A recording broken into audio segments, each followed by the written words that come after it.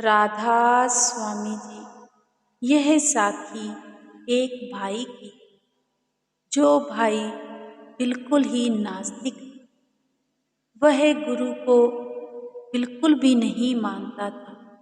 किसी भी पीर फकीर महात्मा को वह मानता ही नहीं। अगर कोई उससे गुरु की बात भी करते थे तो वह यही कहता था कि कोई गुरु नहीं हो, कोई मालिक नहीं हो, सब अपने कर्मों का हिसाब किताब है और जैसा जैसा कोई करता है वैसा वैसा ही उसको मिलता है। मैंने तो आज तक कोई ऐसा गुरु देखा नहीं है, ना ही मैं किसी पर विश्वास करता हूँ। बस यही बात वह हमेशा सभी से कहा करता था। ऐसे ही समय बीतता गया। एक दिन वह भाई जब रात को सो रहा था तो सुबह के टाइम क्या देखता है कि उसे एक सपना आता है। सपने में वह एक महल को देखता है। महल के बाहर दो पहरेदार खड़े हुए होते हैं। अब वह भाई भी वहां पर सपने में पहुंच जाता है। जब वहां महल के बाहर वह भाई खड़ा होता है तो वह पहरेदार कहते हैं कि जल्दी जल्दी अंदर चले जाओ। वह भाई सपने में ही उस महल में प्रवेश कर जाता है। जब वह अंदर जाता है तो फिर से एक आवाज आती है। वह आवाज होती है कि अंदर जल्दी चले जाओ, सतगुरु आने वाले। जब वह अंदर जाता है तो क्या देखता है कि एक तख्त लगा हुआ और वहां पर कुछ लोग बैठे हुए, सभी हाथ जोड़कर बैठे हुए होते। वह भाई भी वहां पर बैठ जाता है। जब वह भाई वहां पर बैठता है तो थोड़ी ही देर में एक रोशनी आती है जो उस तख्त पर विराजमान हो जाती है। अब वह रोशनी तो उस भाई को दिखती है लेकिन किसी का भी चेहरा दिखाई नहीं पड़ता। अब जो वहां पर और लोग बैठे होते हैं वह हाथ जोड़कर सिर झुका देते हैं।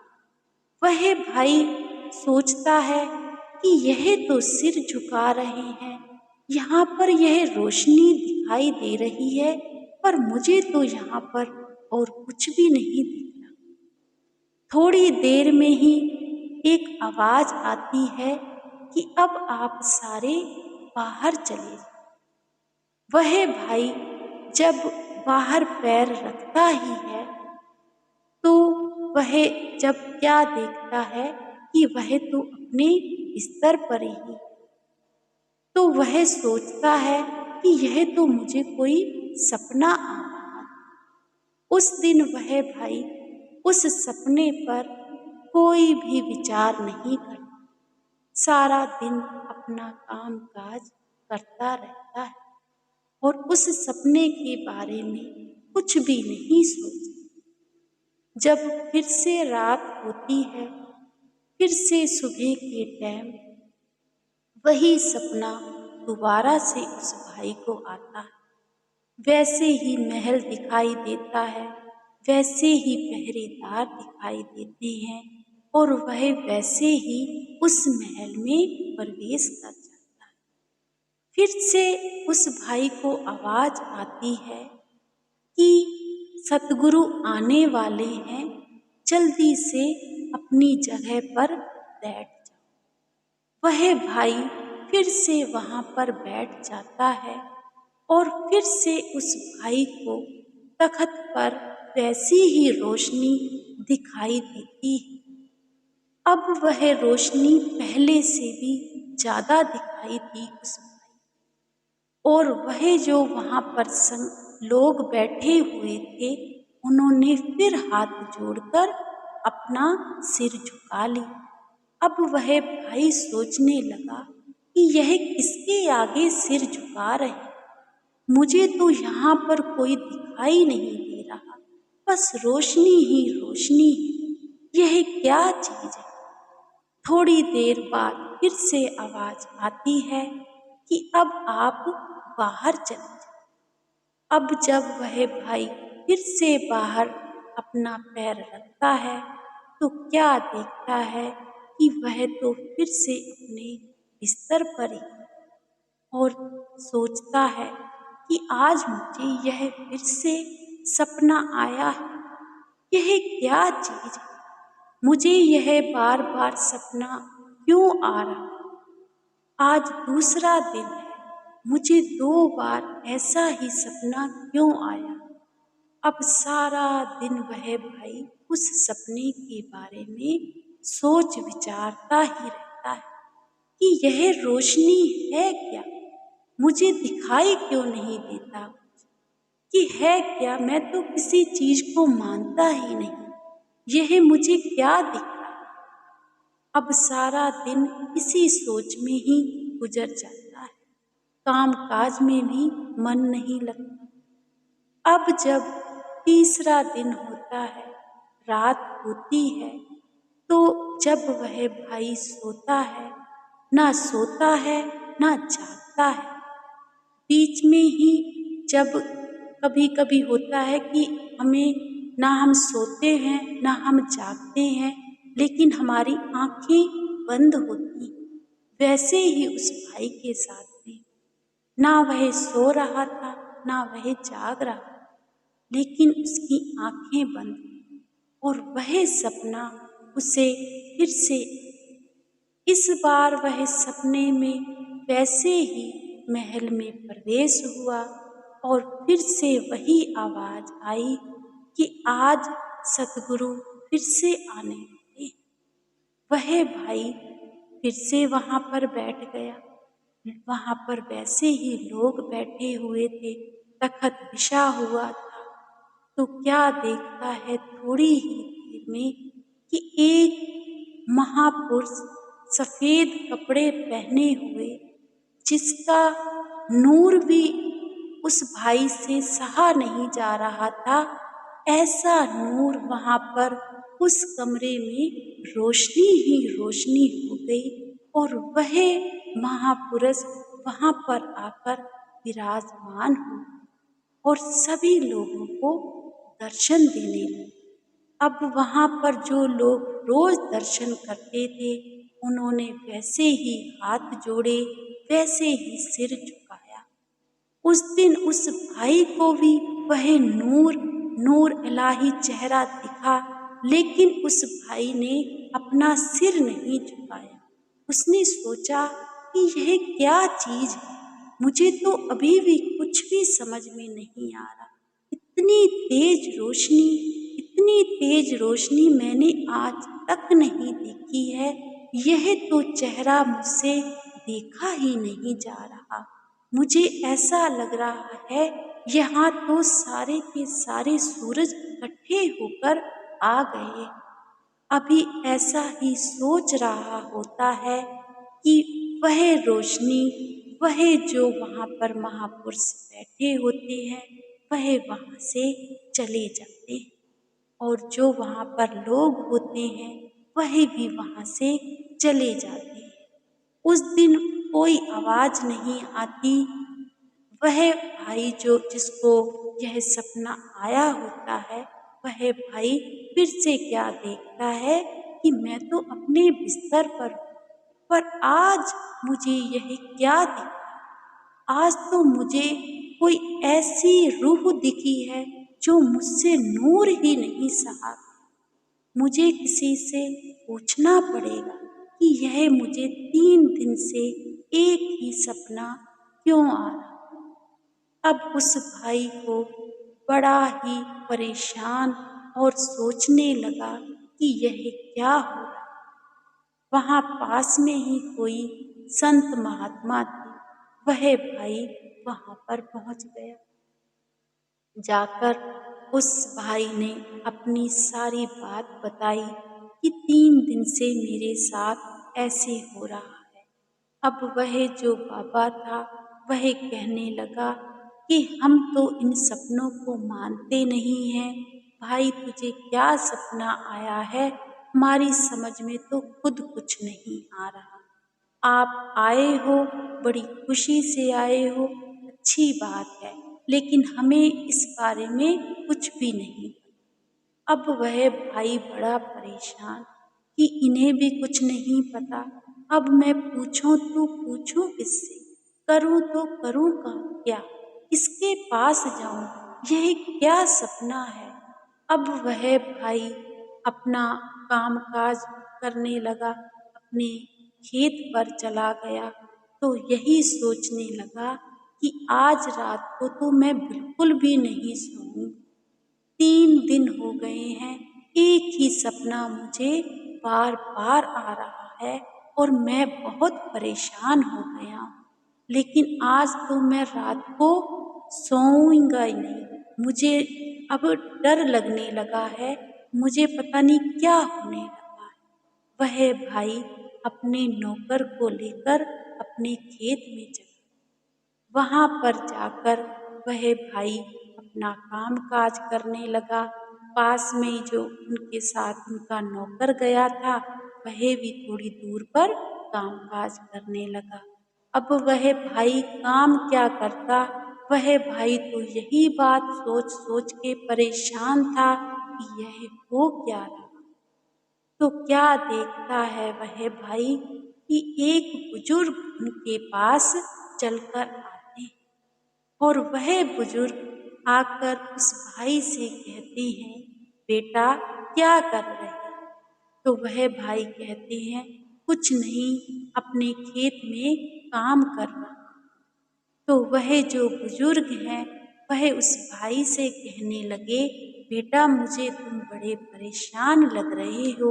भाई कहने लगा, नहीं बुजुर्ग जी, मैं बिल्कुल परेशान नहीं हूँ, ऐसी कोई बात नहीं है। तो वह भाई बुजुर्ग कहने लगे, मुझे तो सारा कुछ पता है कि तुम क्यों परेशान हो। तो वह जो भाई था वह कहने लगा कि आपको कैसे पता है कि मैं क्यों परेशान हूँ। तो वह बुजुर्ग कहने लगे कि आप किसी संत महात्मा को ढूंढ रहे हो, कोई संत महात्मा के लिए तड़प रहे हो।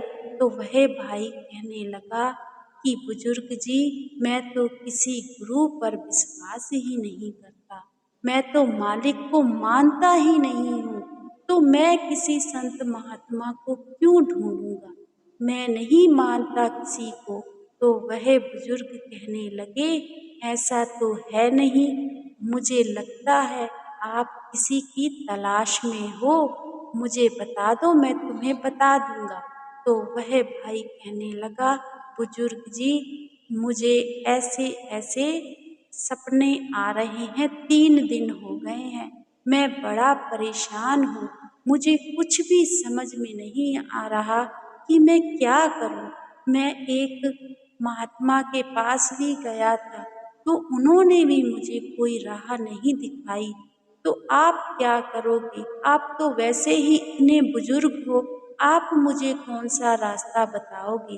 तो वह बुजुर्ग कहने लगे कि बेटा, अगर तुझे कोई रास्ता चाहिए ना, अगर तुझे कुछ चाहिए, तो तू ब्यास चले जा।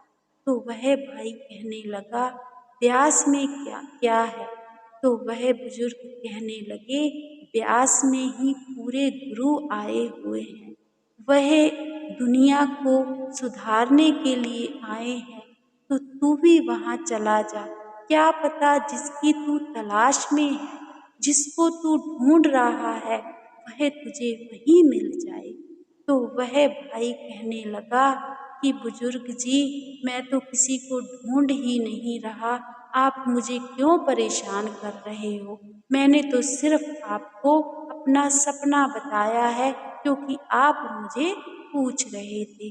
तो वह बुजुर्ग आगे से मुस्कुराकर कहने लगे, कि तू ब्यास जरूर जाना, मैं तो जा रहा हूँ, पर जाना जरूर, मेरी बात जरूर मानना।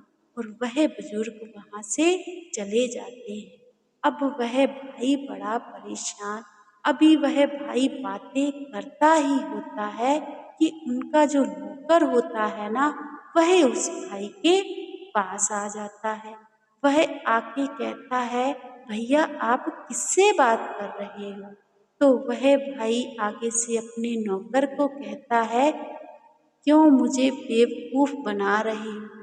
तुम्हें नहीं पता कि यहाँ पे एक बुजुर्ग आए थे, कितना टाइम तो मैं उनसे बातें कर रहा था, और अब तुम आके मुझसे कह रहे हो कि मैं किससे बातें कर रहा था?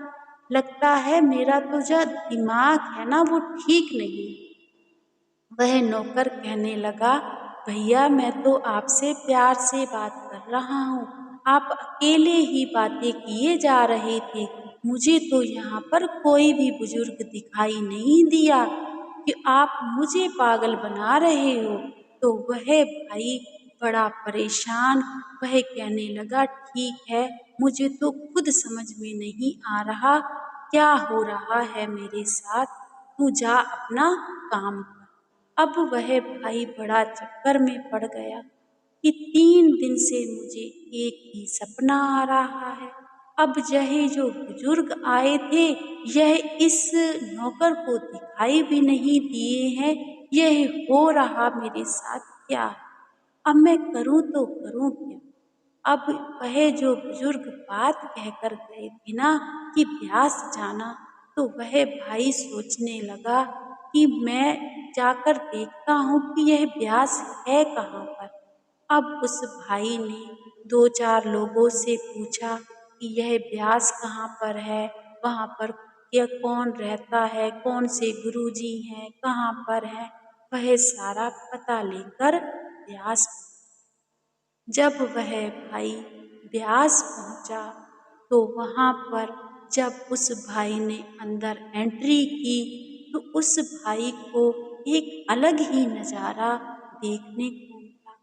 जब वह भाई सत्संग में उस भाई की एंट्री हुई, और जब स्टेज पर बाबा जी आकर अभी विराजमान ही हुए, तो उस भाई को वही ही रोशनी दिखाई दी जो उस भाई को 3 दिन से दिखाई दे रही थी, और जो तीसरे दिन वहाँ पर महापुरुष आकर बैठे थे ना, वह बाबा जी ही थे। वह जहाँ ब्यास गया था, वह ब्यास वाले ही बाबा जी थे, और वह ही उस भाई को दिखाई दिए। अब वह भाई का रो रो कर बड़ा बुरा हाल, वह सोचने लगा कि 3 दिन से मुझे जो रोशनी दिखाई दे रही थी, और जो तीसरे दिन महापुरुष वहाँ पर आए थे जिनकी रोशनी मुझसे सहन भी नहीं हो रही थी, वह तो यही थे, यही आए थे मेरे सपने में, ये यहाँ भी और वहाँ भी, यह तो हर जगह पर है। पर जो वहाँ पर बुजुर्ग आए थे, वो भी शायद इन्हीं का ही रूप थे। वह मुझे लगता है यहाँ का रास्ता बताने आए थे। तो वह भाई ने पूरा सत्संग सुना। जब बाबा जी ने दर्शन दिए, तो उस भाई से सहन ही नहीं हुए। उस भाई का रो रो कर इतना बुरा हाल, इतना बुरा हाल कि उस भाई को ऐसा लग रहा था चाहे 2 जन्मों जन्मांतर का रिश्ता हो जैसे। वह भाई बहुत ही खुश हुआ। अब वह भाई यह सोचने लगा कि मैं तो कभी गुरु को मानता ही नहीं था। मैंने तो सोचा था कि मालिक है ही नहीं। मैं तो सोचता था कि सब कुछ वैसे ही चल रहा है, हमारे ही करने से सब कुछ चल रहा है, लेकिन ऐसा तो कुछ भी नहीं है। मालिक ने तो खुद आके मुझे दर्शन दिए, और उस मालिक ने यह बताया कि सब कुछ यहीं पर है, जो मालिक की रूहें होती हैं ना, उन्हें मालिक अपने आप खींच लेता है। उस भाई ने अपना सत्संग सुना और उस भाई को नामदान भी मिल गया। उस भाई का आज भजन सिमरन इतना है कि वह भाई की रूह मालिक से जुड़ी हुई है और वह मालिक के रोज दर्शन करता है। सोचने वाली बात यह है कि जो इंसान यह सोचता था कि मालिक है ही नहीं, मालिक होता ही नहीं है, वह तो ऐसे ही है, जो कुछ करते हैं हम ही करते हैं। लेकिन जो मालिक की रूहें हैं ना, उन्हें तो मालिक इसी तरीके से खींच ही लेता है। अब वह जो रूह थी वह मालिक की थी। मालिक ने उसको देखो कैसे खींचा। ना उसे कोई सत्संगी भाई मिला, ना ही उसे कोई दोस्त मिला, ना ही उसने कभी व्यास का नाम सुना था, ना ही उसे मालिक पर विश्वास था। लेकिन वह मालिक की पहले की कोई रूह थी। तो मालिक ने उसको कैसे चुना? एक सपने के जरिए। एक सपने में उस मालिक ने उसको सारे नज़ारे दिखाए और उस मालिक ने उसको खुद से आवाज़ लगाई और उस मालिक ने उसको खुद से नामदान दिया और आज वह भाई सत्संगी बना हुआ है। यह होते हैं हमारे प्यारे बाबा जी, जो अपनी रूहों को कैसे खींच लेते हैं। और ऐसे ही कुछ लोग ऐसे होते हैं कि मालिक को जानते हुए भी, पहचानते हुए भी, उनको सब कुछ जानते हुए भी उनके नहीं हो पाते, क्योंकि अभी मालिक ने उनको आवाज़ नहीं लगाई। जिस दिन गुरु आवाज़ लगाएगा ना, उस दिन कोई भी नहीं रोक पाता। उस दिन तो इंसान खुद ही दौड़ा-दौड़ा वहाँ पर पहुँच जाता है और उसका हो जाता है। तो संगत जी, यह होती है पूरे गुरु की सारा, यह करता है हमारा पूरा गुरु। पूरे गुरु की यही पहचान है और हमें कुछ नहीं चाहिए। हमें सिर्फ मालिक से मालिक को मांगना चाहिए। मालिक सब कुछ अपने आप ही कर देता है। राधा स्वामी।